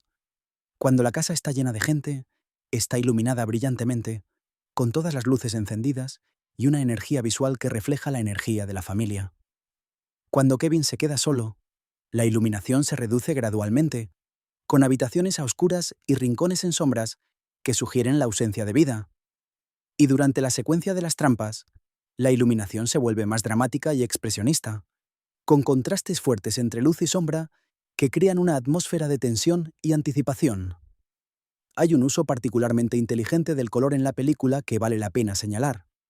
Los colores dominantes son los rojos, verdes y dorados de la Navidad, lo que establece un marco visual que es inmediatamente reconocible y reconfortante. Pero dentro de esta paleta general, hay variaciones sutiles que reflejan el estado emocional de los personajes y la progresión de la historia. Las escenas donde Kevin está contento tienen colores más cálidos y saturados. Las escenas donde está asustado o triste tienen tonos más fríos y desaturados. Y las escenas de acción con los ladrones tienen una paleta más contrastada, con rojos intensos, las quemaduras de Harry, la lata de pintura, contrafondos más neutros. Es fascinante cómo una película que la mayoría de la gente ve como una simple comedia navideña tiene tantas capas técnicas y artísticas cuando la examinas con atención. Columbus McCart, Muto, Williams y todo el equipo técnico crearon una película que funciona tanto a nivel superficial, es divertida, como a nivel más profundo. Es visualmente sofisticada, emocionalmente compleja y temáticamente rica. Esa es la marca de una gran película, que puedas disfrutarla sin pensar, pero que también recompense el análisis más detallado. Continuemos hablando de otros aspectos de la producción que son interesantes. El rodaje de Solo en casa tuvo lugar principalmente en el área de Chicago, Illinois, lo cual le da a la película un sentido de lugar muy específico. Chicago no es solo el escenario de la película, es un personaje más. El invierno de Chicago, con su frío implacable, su nieve constante y sus cielos grises, crea una atmósfera que es a la vez hermosa y un poco hostil, perfecta para una historia sobre un niño que tiene que sobrevivir solo. Las escenas exteriores fueron filmadas en Winnetka, un suburbio residencial al norte de Chicago, que tiene exactamente el aspecto que necesitaba la película. Calles arboladas, casas grandes y elegantes, jardines cubiertos de nieve. Es un barrio que grita clase media-alta americana, con cada ladrillo y cada buzón, y que establece inmediatamente que los McAllister son una familia acomodada que no tiene problemas económicos, lo cual es importante para la trama, porque los ladrones eligen su casa precisamente por su apariencia de riqueza. La casa real utilizada para las filmaciones se encuentra en el 671 de Lincoln Avenue, Winnetka, y se ha convertido en un punto de referencia cultural. Los propietarios de la casa han mantenido su exterior relativamente sin cambios desde la película, y cada Navidad, fans de todo el mundo se acercan para verla y fotografiarla. La casa fue puesta a la venta en varias ocasiones, y los precios reflejaban no solo el valor inmobiliario del vecindario, sino también el valor sentimental que la casa tiene para millones de fans. Los interiores de la película, sin embargo, no fueron filmados en la casa real. Se construyeron sets en los estudios New Trier West High School, en Northfield, Illinois, que fueron convertidos temporalmente en un estudio de cine. Los diseñadores de producción recrearon los interiores de la casa con un nivel de detalle impresionante, asegurando que cada habitación se sintiera vivida y auténtica. Los muebles, la decoración, los juguetes de los niños, los ornamentos navideños, todo fue elegido cuidadosamente para crear la sensación de una familia real que vive en esa casa. El hecho de que los interiores fueran sets construidos fue crucial para las secuencias de las trampas, porque permitió a los cineastas diseñar los espacios con las trampas en mente.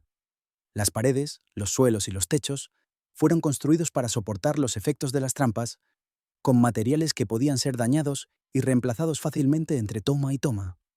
Las escaleras por donde caen los botes de pintura, por ejemplo, fueron reforzadas estructuralmente para soportar el peso y el impacto de los botes, y los pisos fueron diseñados para que los actores pudieran caer sin hacerse daño real. Los efectos especiales de la película, aunque modestos para los estándares actuales, fueron innovadores para su época y siguen siendo efectivos hoy. La mayoría de los efectos son prácticos, es decir, realizados en el set con trucos mecánicos y técnicas de filmación, en lugar de generados por computadora. La plancha que cae por las escaleras fue controlada por cables, los botes de pintura fueron balanceados con un sistema de poleas, y las caídas de los actores fueron realizadas con colchonetas y arneses ocultos.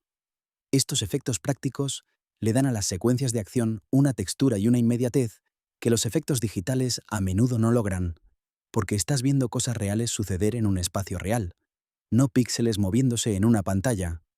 Hay un efecto en particular que merece mención: la escena donde Harry pisa el ornamento navideño con el pie y se lo clava. Este efecto fue logrado con una combinación de ángulos de cámara ingeniosos y un ornamento modificado que se deshace al contacto. No hay sangre, no hay gore, pero la reacción de Pesci y el sonido del cristal rompiéndose bajo el pie crean una sensación de dolor que es palpable. Es un ejemplo perfecto de cómo la sugestión puede ser más efectiva que la representación explícita. Otro efecto práctico notable es la puerta caliente. Cuando Harry agarra el pomo de la puerta y se quema la mano, se puede ver que el pomo está al rojo vivo. Este efecto fue logrado pintando el pomo con una pintura especial que brillaba bajo ciertos ángulos de iluminación, combinado con un efecto de sonido de chisporroteo y la magistral reacción de Pesci. La marca de la M que queda en la mano de Harry después de tocar el pomo fue aplicada con maquillaje, y es uno de esos detalles visuales que demuestran la atención al detalle del equipo de producción. Las caídas y golpes que sufren Pesci y Stern a lo largo de la película requirieron un trabajo considerable de coordinación de especialistas y de los propios actores.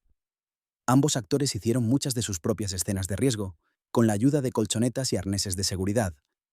Stern, en particular, fue bastante valiente en sus escenas físicas, aceptando caídas y golpes que muchos actores habrían dejado en manos de un doble. La escena donde Marv cae por las escaleras, después de pisar los coches de juguete, por ejemplo, fue realizada en parte por Stern y en parte por un doble, con cortes de montaje que hacen imposible distinguir dónde termina uno y empieza el otro. El montaje de la película, a cargo de Raya Gosnell, quien más tarde se convertiría en director de cine por derecho propio, con películas como Scooby-Doo, es otro elemento técnico que contribuye significativamente al éxito de la película. Gosnell maneja el ritmo de la película con una habilidad que hace que los 103 minutos se pasen volando. Los cortes son rápidos en las escenas de comedia y acción, manteniendo la energía alta, y más lentos en las escenas emotivas, permitiendo que las emociones respiren. El montaje paralelo entre Kevin preparando las trampas y los ladrones, acercándose a la casa, es particularmente efectivo porque crea una tensión que va en aumento hasta el momento en que las trampas empiezan a activarse. Gosnell también maneja con destreza el montaje paralelo entre la historia de Kevin en casa y la historia de Kate intentando volver. Estos dos hilos narrativos se alternan a lo largo de la película, y Gosnell encuentra exactamente los momentos correctos para cortar de uno a otro. Nunca te quedas demasiado tiempo en una historia antes de saltar a la otra, y los cortes suelen producirse en momentos que crean un paralelismo temático o emocional entre las dos historias. Por ejemplo, cuando Kevin está sintiéndose solo en casa, el montaje corta a Kate expresando su desesperación por volver, y cuando Kevin encuentra valentía para enfrentarse a los ladrones, el montaje corta a Kate encontrando la determinación de seguir intentando llegar a casa. Es un trabajo de montaje sutil pero efectivo, que unifica las dos historias en una narrativa cohesiva. El diseño de sonido de la película es otro aspecto técnico que merece reconocimiento. Los efectos de sonido de las trampas son exagerados de manera cómica, amplificando el impacto de cada golpe, cada caída, cada explosión. El sonido del ornamento rompiéndose bajo el pie de Marv, el silbido del soplete, el estrépito de la plancha cayendo, todos estos sonidos están diseñados para maximizar el efecto cómico de las trampas.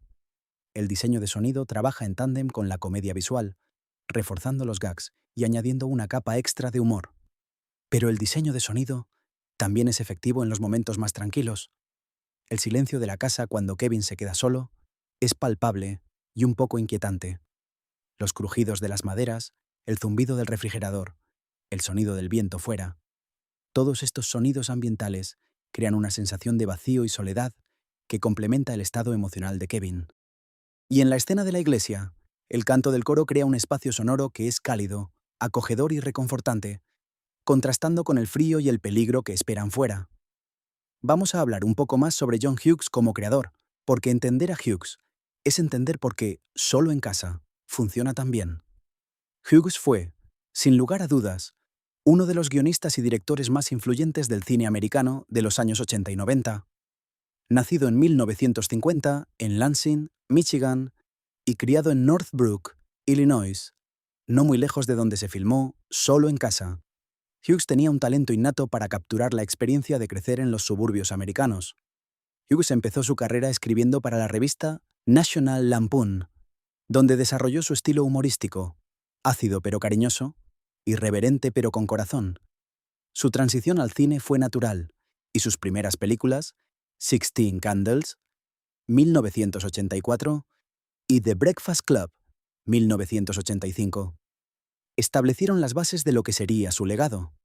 Películas que trataban a sus personajes jóvenes con respeto y dignidad, que tomaban en serio sus problemas y sus emociones, y que utilizaban el humor no como un escape, sino como una herramienta para explorar la condición humana. Lo que distinguía a Hughes de otros cineastas era su capacidad para escribir desde la perspectiva de los jóvenes sin condescendencia. Sus adolescentes no eran estereotipos unidimensionales, eran personas complejas con problemas reales, inseguridades genuinas y sueños auténticos. Y esta misma capacidad se trasladó a Solo en casa, donde Kevin McAllister no es un niño de película, un niño perfecto e idealizado, sino un niño real, con defectos y virtudes, miedos y valentía, egoísmo y generosidad. Hughes no dirigió Solo en casa, personalmente, aunque dirigió muchas de sus otras películas, pero su presencia como guionista y productor se siente en cada escena. La sensibilidad hacia los personajes, el equilibrio entre humor y emoción, la atención al detalle en la construcción del mundo, todo lleva la marca inconfundible de Hughes. Y su decisión de elegir a Chris Columbus como director fue acertada, porque Columbus compartía la visión de Hughes de lo que debía ser la película, y tenía las habilidades técnicas para ejecutarla. La relación entre Hughes y Columbus fue fructífera y colaborativa. Columbus ha contado en entrevistas que Hughes le dio mucha libertad para hacer la película a su manera, pero que también estuvo presente en el set regularmente para ofrecer sugerencias y asegurar que la visión del guión se mantuviera intacta. Fue una relación de respeto mutuo que se reflejó en la calidad del producto final. Columbus aportó su habilidad para la dirección de actores y su instinto visual, mientras que Hughes aportó su genio narrativo y su sensibilidad emocional. Es interesante notar que Solo en casa fue una de las últimas grandes películas de Hughes antes de que su carrera empezara a declinar. A lo largo de los años 90, Hughes se fue retirando gradualmente de la dirección y se concentró en la escritura y la producción, con resultados cada vez menos consistentes. Películas como Denise de Menace, 1993, Baby's Day Out, 1994, y Flubber, 1997, tenían elementos del estilo Hughes, pero carecían de la profundidad y la sinceridad que caracterizaban sus mejores obras. Solo en casa puede verse, en retrospectiva, como la última gran expresión del talento de Hughes, el canto del cisne de un artista que estaba en la cima de sus poderes. Hughes falleció en 2009 a los 59 años de un ataque al corazón, y su muerte fue lamentada por millones de personas que habían crecido con sus películas. Su legado, sin embargo, sigue vivo, y Solo en casa es una parte integral de ese legado. Cada Navidad, cuando millones de familias se sientan a ver la película juntas, están participando en la tradición que Hughes ayudó a crear, la tradición de películas que celebran la familia, la infancia y la magia de la Navidad. Chris Columbus, por su parte, utilizó el éxito de Solo en casa como trampolín para una carrera de dirección exitosa. Después de Solo en casa y su secuela, Columbus dirigió Mrs. Doubtfire, 1993, otra comedia familiar enormemente exitosa, y más tarde las dos primeras películas de Harry Potter, 2001, 2002, que establecieron el tono y el estilo visual de una de las franquicias más exitosas de la historia del cine. La habilidad de Columbus para trabajar con actores jóvenes, demostrada primero con Culkin y luego con Daniel Radcliffe, Emma Watson y Rupert Grint, se convirtió en una de sus señas de identidad como director. Volvamos a la película y hablemos de un aspecto que no hemos cubierto aún: la representación de la clase social. Los McAllister son, evidentemente, una familia rica. Viven en una casa enorme, en un barrio exclusivo, viajan a París en primera clase, tienen una casa llena de objetos valiosos. Esta riqueza no es incidental, es fundamental para la trama. Los ladrones eligen la casa McAllister precisamente porque parece rica, y la abundancia de recursos de la casa es lo que permite a Kevin construir trampas tan elaboradas. ¿Un niño de una familia con menos recursos podría haber hecho lo mismo? Probablemente no. Kevin tiene acceso a herramientas, materiales, un refrigerador lleno de comida y una casa con múltiples niveles y entradas que puede convertir en un campo de batalla. La riqueza de los McAllister también plantea una pregunta incómoda. ¿Es la película una fantasía de clase alta? Kevin nunca tiene que preocuparse por cosas básicas como la comida, el calor o la seguridad, más allá de los ladrones. Tiene todo lo que necesita al alcance de la mano. Su problema es estar solo, no estar desamparado. Si la película se hubiera ambientado en un barrio menos privilegiado, la historia habría sido muy diferente y probablemente mucho menos divertida.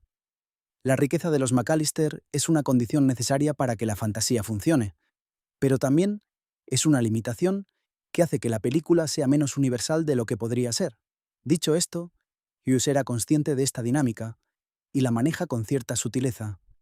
El tío Frank, el personaje más antipático de la familia, es también el más tacaño y el más obsesionado con el dinero.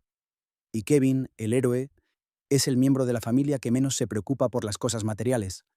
Lo que Kevin quiere no es dinero ni regalos, quiere a su familia.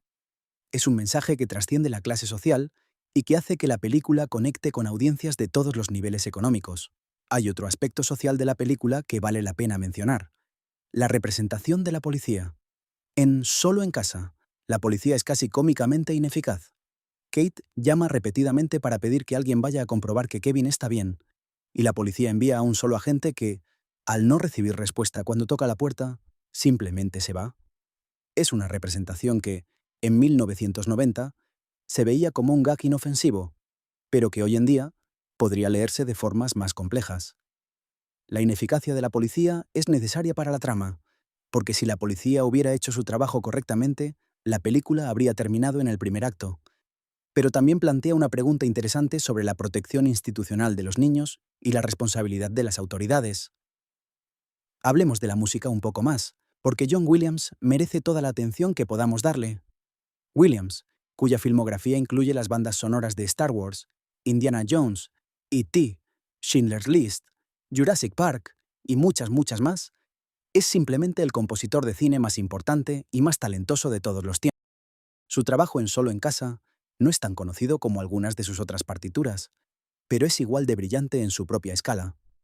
La partitura de Solo en casa está basada en varios temas musicales que se repiten y se desarrollan a lo largo de la película. El tema principal, que suena durante los créditos de apertura y se repite en momentos clave, es una melodía navideña que combina la calidez de un villancico tradicional con la grandiosidad orquestal que es marca de la casa de Williams. Es una melodía que se queda en tu cabeza después de oír la pegadiza pero no empalagosa, emotiva pero no manipuladora Somewhere in My Memory, la canción que fue nominada al Oscar, tiene una letra que captura perfectamente el tema de la película. La canción habla de los recuerdos de la Navidad, de las luces, los sonidos y los sentimientos que asociamos con esta época del año, y de cómo esos recuerdos nos acompañan a lo largo de la vida. Es una canción que funciona tanto dentro del contexto de la película como fuera de él, como una canción navideña independiente que se sostiene por sus propios méritos. Williams también compuso temas específicos para diferentes personajes y situaciones. Hay un tema juguetón y travieso para Kevin que suena cada vez que el niño hace alguna travesura o tiene una idea ingeniosa. Hay un tema oscuro y amenazante para los ladrones que incorpora sonidos metálicos y percusión pesada para crear una sensación de peligro. Hay un tema tierno y melancólico para los momentos de soledad de Kevin que utiliza cuerdas suaves y vientos para crear una atmósfera de intimidad y vulnerabilidad. Y hay un tema heroico y triunfal para las secuencias de las trampas que incorpora metales brillantes y percusión energética para crear una sensación de acción y emoción. La orquestación de Williams es, como siempre, impecable. Utiliza toda la gama de la orquesta sinfónica para crear texturas sonoras que varían desde lo íntimo hasta lo grandioso, pasando por lo cómico, lo amenazante y lo emotivo. Hay momentos donde la orquesta se reduce a un solo instrumento, un oboe, un piano, una flauta, creando una sensación de delicadeza y fragilidad. Y hay momentos donde toda la orquesta estalla en un fortísimo que llena la sala de cine con sonido. Williams sabe exactamente cuándo usar cada herramienta de su arsenal, y su partitura para Solo en casa es una demostración magistral de ese conocimiento. Un detalle interesante de la banda sonora es el uso del coro de niños, que aparece en varios momentos clave de la película. El coro añade una dimensión de inocencia y pureza que complementa perfectamente el protagonismo de un niño. Las voces infantiles cantando Somewhere in My Memory durante la escena de la iglesia crean un contraste emocional con la acción y la comedia que rodea el resto de la película. Y ese contraste es lo que hace que la escena sea tan poderosa. Cuando usar cada herramienta de su arsenal y su partitura para Solo en casa es una demostración magistral de ese conocimiento. Un detalle interesante de la banda sonora es el uso del coro de niños, que aparece en varios momentos clave de la película. El coro añade una dimensión de inocencia y pureza que complementa perfectamente el protagonismo de un niño. Las voces infantiles cantando Somewhere in My Memory durante la escena de la iglesia crean un contraste emocional con la acción y la comedia que rodea el resto de la película. Y ese contraste es lo que hace que la escena sea tan poderosa.